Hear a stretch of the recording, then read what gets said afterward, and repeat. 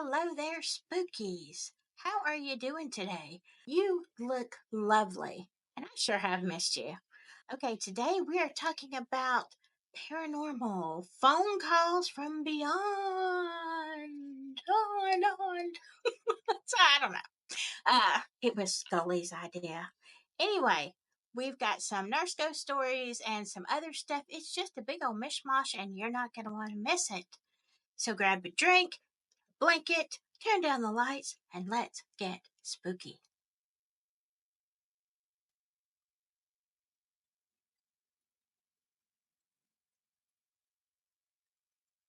All right, are you ready? I'm ready. Scully's ready, and I don't know where, who is, but she'll probably show up sometime during this recording. All right, let's get started. This story comes from Rhea Long. My parents were married for 64 years before they passed away. My mother passed on January 7th, 2007. Exactly 1 month later to the day, my father passed on February 7th, 2007. My siblings and I had put them in a nice nursing home 6 months before because my father had broken his lower back. Oh no, and could no longer get up on his own or walk, so he was confined to a wheelchair. He was on oxygen from having emphysema for 40 years and undergoing dialysis 3 times a week due to nephrosis of one of his kidneys. Oh my goodness. Bless his heart. So it seems, even though we never knew until it quit working, that he was born with only one kidney. Oh, wow. He must have been handling that great throughout life. The nurses at the facility told me that he was talking to my mother all day the day before he passed. I think she came back for him to take him to the other side. After 64 years of marriage, she must have been missing him and returned to take him with her, knowing he missed her as well. Oh, definitely. Definitely. After 64, wow, that is a great testament of love. 64 years together. Look, I can't even keep a house plant alive for 30 days. So, you know, 64 years, that is incredible. What a story. And I absolutely think she thought, you know what, I'm not going to stay here without him. And I don't blame her. That is a lovely story. Thank you so much, Rhea. Kina18 says, after watching your two fairy videos and sharing my own fairy story, it has me thinking about something that happened when I was little. When my sister and I were little, our dad would leave us with his mother while he worked. We only kept a few toys at her house, so I knew exactly what we had there. One day I was looking in the little bin where we kept our toys and I found a tiny plastic doll. She was no bigger than a thumbnail. Like tiny thumbnails, like itty bitty. She was 2D and had blonde hair, wore a blue dress and a pinafore. She was posed as if skipping. And here she comes. I knew she'd show up. Hey, Saj. Just like clockwork. Now, I knew that I didn't have such a doll, and neither did my sister. We didn't even like dolls. I asked my grandmother if she had bought it for us, but she had no idea where it came from. We were the only children who ever came to her home, so it couldn't have been left. So it, the tail. So it couldn't have been left by other kids. Well, the doll just disappeared, and a long time went by before I saw it again. It just appeared on the floor beside me one day, and I picked it up, looked at it, sat back down, turned my head for a second, and when I looked back down, it was gone. Yeah, that's a little weird. Next, it began to appear at our house. Oh, wait a second. Now that's creepy. Dad had a shed and I was playing on the steps of it, and suddenly there was that doll again. And then suddenly it was gone. The second I looked away, it would just vanish. The last time I saw it, I was sitting in front of our house at a little garden table, and the doll appeared on the table. Then the neighbor's dog started barking. Oh, wow. I looked in his direction for a second. Oh my gosh, he's messing with my focus again. I looked in his direction for a second, and when I looked back to where the doll should be, it was gone. I used to think the doll was part of a trick some prankster ghost was using to try to scare me, but now, after thinking about it, maybe it was a fairy playing tricks. Huh, maybe. I was never scared of the doll, by the way. So, ghost or fairy, they failed if scaring me was the goal. My sister never saw the doll. What? It only appeared to me. Later, when we were teens, my sister had a mysterious encounter. A pair of silver earrings with aqua blue stones just appeared in her jewelry box one morning as we were getting ready for school. But they didn't disappear. In fact, she still has them. Yeah, that is a crazy story about a appearing and disappearing doll. And that's one thing if it's in one place, but to appear at your house, like, yeah, I don't know. Is that a ghost? Is that fairies? I mean, it sounds like she was Thumbelina. Was Thumbelina a fairy or was she just a little bitty girl? I don't know. What was she? Yeah, that's kind of crazy. Wow, thank you for sharing that story. And sorry that Sachi is distracting everybody, but I know a lot of y'all love her. As do I. Silly girl. Silly girl. Yeah, she's a silly girl. Mm, I love you, Sachi. Yes, I do. Yes, I do. And this one is by Dragon Cat. Dragon Cat. What a cool name. Not Harry Cat. In the Stone Age, when I was in college, I had a PC laptop. I didn't turn it off at night, and all of a sudden, in the middle of the night, I would hear the fan start blowing and the hard drive engage, and the screen would light up brighter than the freaking surface of the sun. Oh my gosh, I know that. It was most likely just some kind of setting on the computer that would activate it again after so many hours asleep. But there were rumors, as with most colleges, that the school was haunted. There were a ton of old buildings on campus, and it was rumored that in one of them, someone was supposed to have unalived themselves with a rope. I don't know if it was that person's ghost activating my computer, but I learned to shut the thing down if I didn't want to wake up to the, to the artificial sunrise that was my laptop.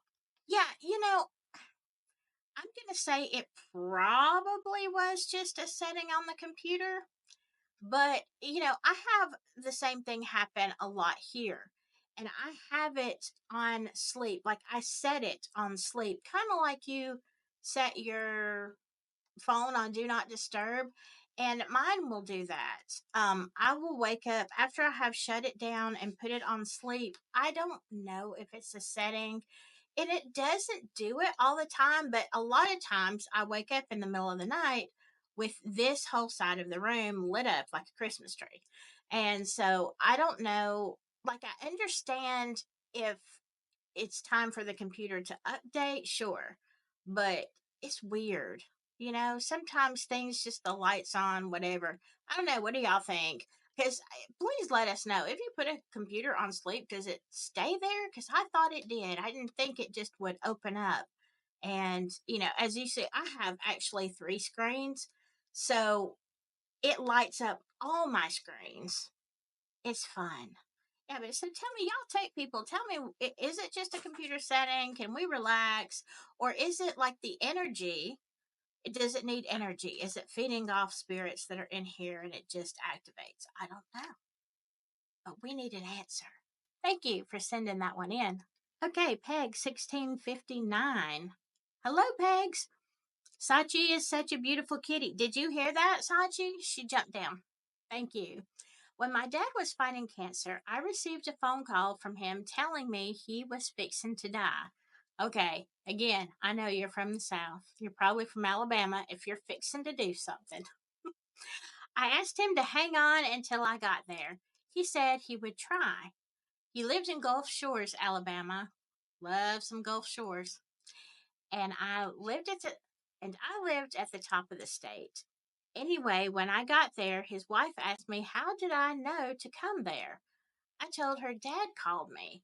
She said, no, he didn't. She had been with him all day and the phone was in a different room than him, so the ringing phone wouldn't bother him. My dad and I had a very close bond, and I don't know if he really called me or if he somehow mentally called me, and I just thought it was the phone. Wow. I mean, did your phone ring? Because if the phone rang, I would say it was him.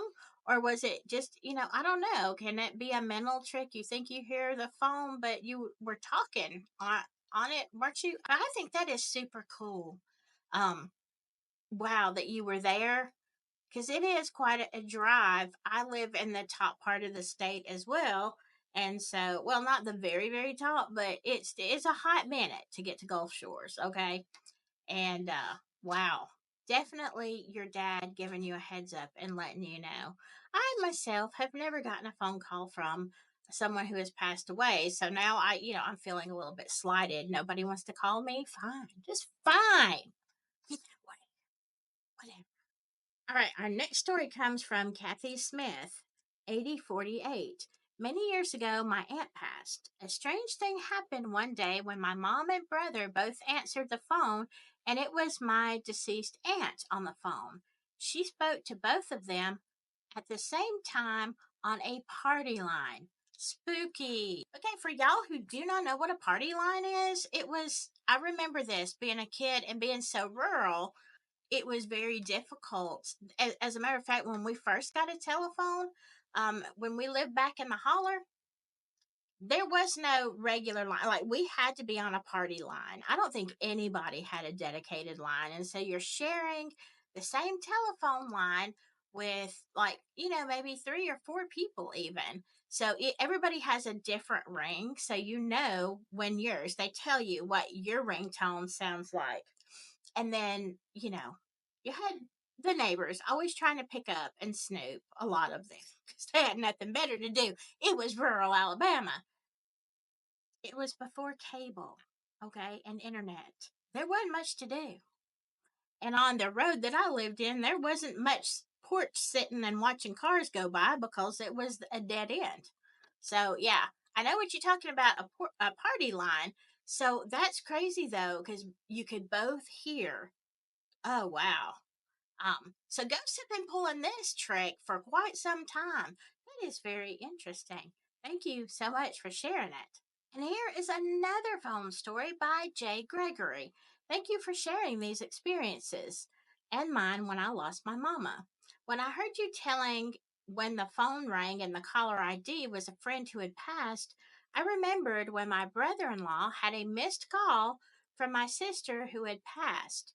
He showed it to me. He's married to my oldest sister, and it was my middle sister who had passed. I do think it's a way of saying I'm okay now.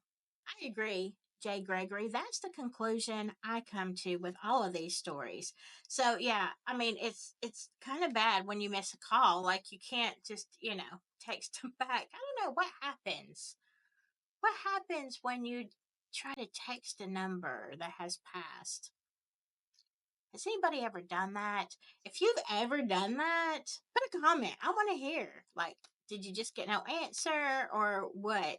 I don't know. That is freaky. Again, my phone is pretty dead. I really didn't mean to make a pun like that, but yeah, nobody ever calls me when they pass. It'd be nice. Heads up. Bye. Whatever. This next one is from Susan C. I have some silverware stories. It started whenever I would place a steak knife on the counter. We use them for everything, not just steak. Oh, yeah, me too. Like a steak knife is an everything knife. I always laid them on their side, of course. Regularly, the steak knives would turn upright with the blade facing upward. Oh my God. Well, enough of that. Ever since then, I have slid the steak knife blade under the microwave to prevent that from happening. Was it like square on the bottom where it could like sit by itself up, or was it in the like a dish holder or a holder on the sink? Because I don't. How does it? balance. Like I guess I'm just thinking of my knives, they're round on the bottom. So how is it standing up? And that is dangerous. And that is not okay, you little freaky ghosties.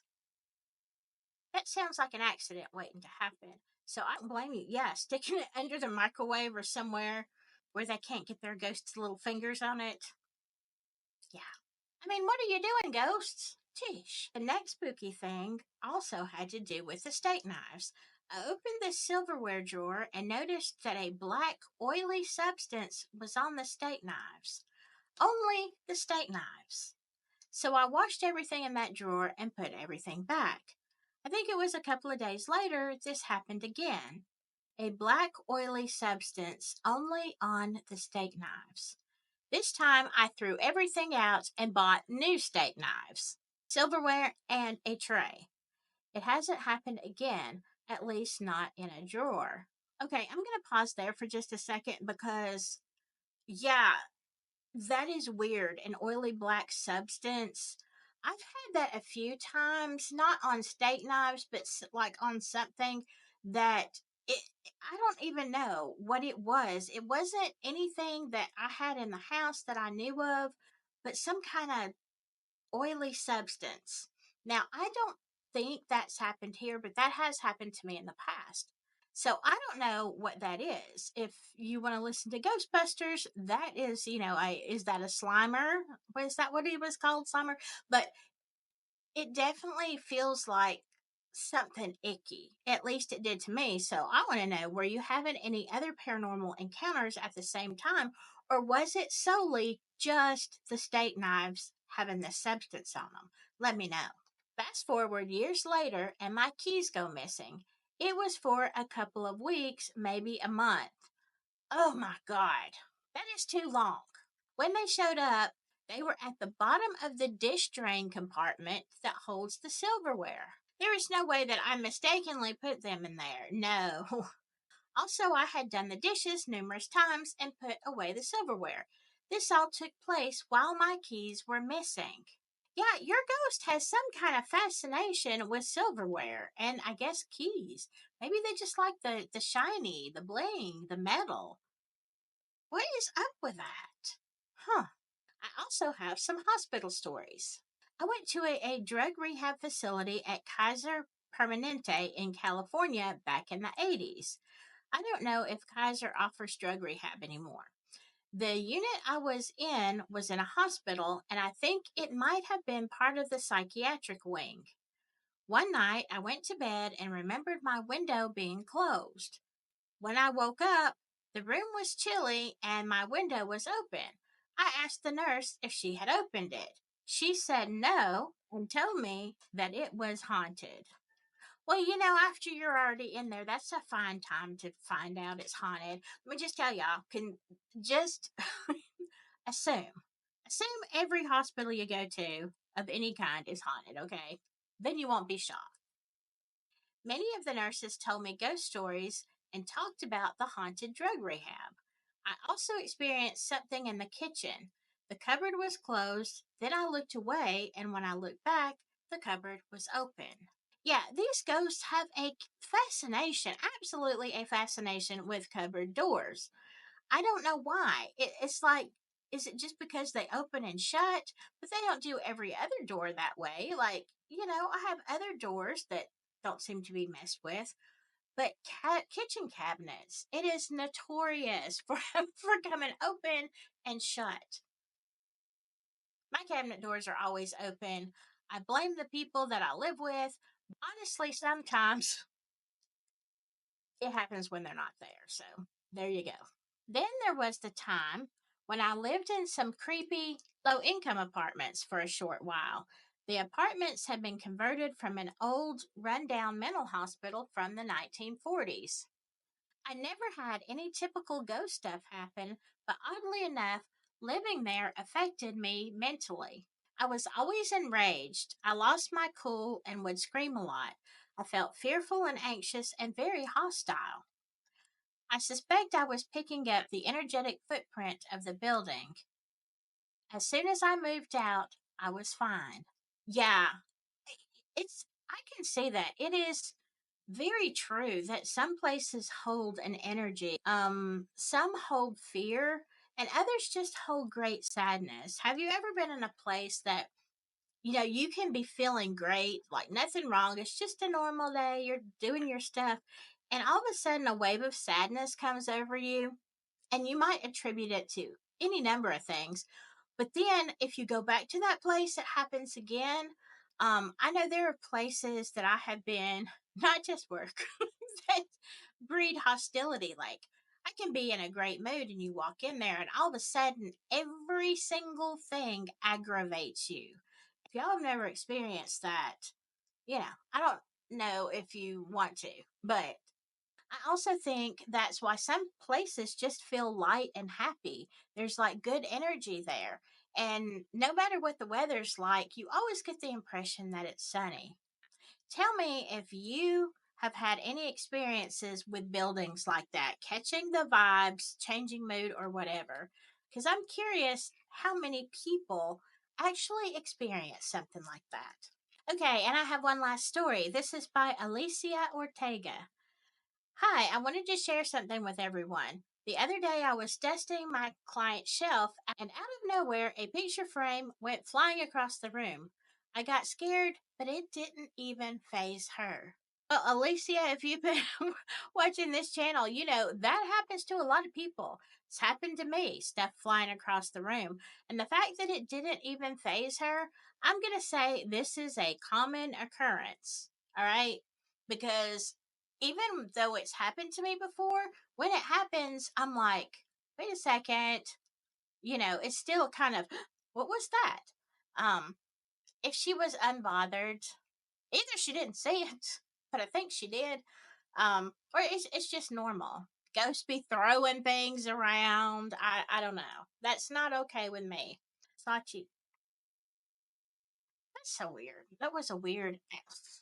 Okay, okay. I think she's saying we're done anyway. Scully, what did you think? Can people call from beyond? Oh, telephones were before his time, so he doesn't know. All right. I'm just saying, Scully. I was going to say when you pass on, but you are ready. Okay. Whatever. Y'all have, I hope you have a great rest of the week and enjoy the spring, the sunshine. Stay safe out there. But whatever you do, just stay spooky. Bye bye.